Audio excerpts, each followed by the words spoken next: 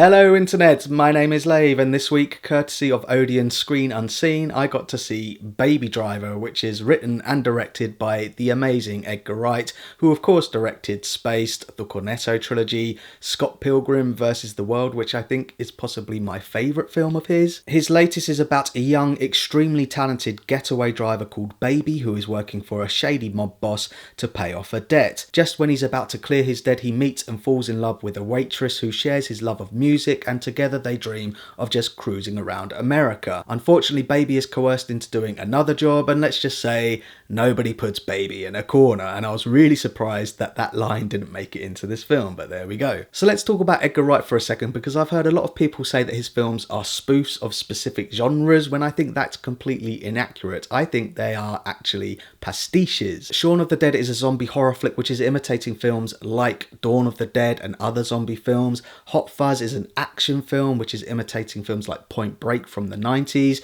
You've got The World's End, which is sci-fi. The point is, they're all imitations of films which are coming from a place of complete understanding and love of those films. It's not mocking them in any way. What Edgar Wright is essentially doing is taking those formulas and just remixing them and putting his own stamp on them, and I don't think it's a coincidence that Baby in this is also recording people's conversations and then going home and then remixing them to make his own music. That's the perfect metaphor for Edgar Wright. And Baby Driver is no different. This is a romantic comedy heist film very much in the vein of Nicholas Winding Refn's Drive, but he's also giving winks to other directors such as Michael Mann, Martin Scorsese and Quentin Tarantino, and even his own filmography. There's a couple of scenes which are very much like scenes from Shaun of the Dead. There's a bit where Baby is walking down the street in an uncut shot, very much like Shaun did in Shaun of the Dead, and there's even a moment where he's flicking through TV channels, and every time he flicks through the channel it forms a sentence,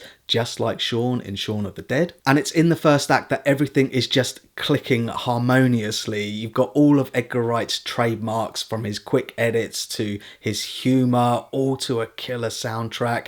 It's vintage Edgar Wright. It's some genius stuff. And speaking of the soundtrack, it is brilliant. Surely it's going to hit #1 on all of the charts. But what I really like about it is that they worked it into the plot. So it's because Baby, who is actually an orphan whose parents died in a car crash, and in that car crash he developed tinnitus, or as the Americans say, tinnitus. So as a way to drown out the sound, he listens to music all the time on multiple iPods, and that's when he really gets into the zone. The soundtrack is properly brilliant and does span multiple decades, but I would be saying that it's even more amazing had Guardians of the Galaxy not already done it. And that got me thinking that there are other plot elements that seem to have been lifted from Marvel films. You've got Baby, who has mixtapes much like Star-Lord in Guardians. He also has a very similar living arrangement to one Wade Wilson, and also the fact that this is a heist film. Edgar Wright was due to direct Ant-Man but left because of creative differences, and I can't help but think that maybe some of it is a bit of a jab at Marvel. The similarities are there. Putting that to the side for the moment, let's talk about the cast, and Edgar Wright has assembled a top-notch cast. First of all, Ansel Elgort is really good as Baby. I really did believe that he is this shit-hot driver. It does look like he does a lot of the driving himself, but what I really liked about his character is that he is conflicted. He is essentially a good character operating in a bad world with bad people, and he often can't look at the good people who just happen to be in the line of fire of these bad guys. I also really liked his love interest Deborah, who is a waitress that he falls in love with, played by Lily James. The chemistry between them is really good. And Kevin Spacey is predictably good as Doc, who is the mastermind behind all of the heists. He's essentially playing a more suave version of Lester from GTA 5. He considers Baby his lucky charm and is the only crew member that he reuses, so you get to see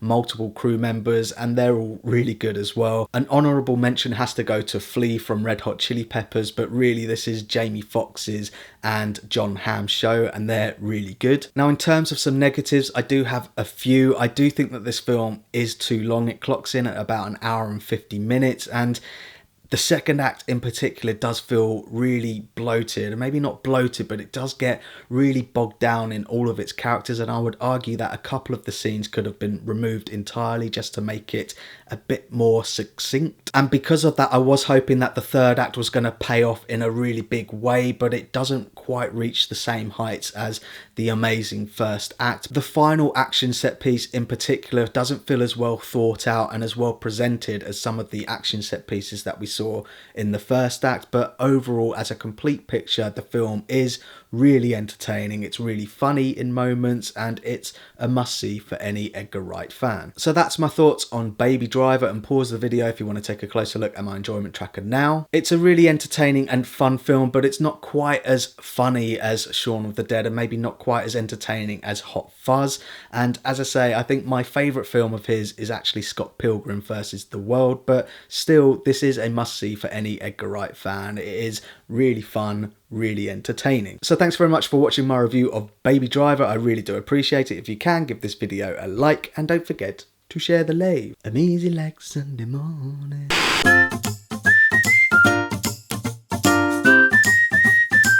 Subscribe.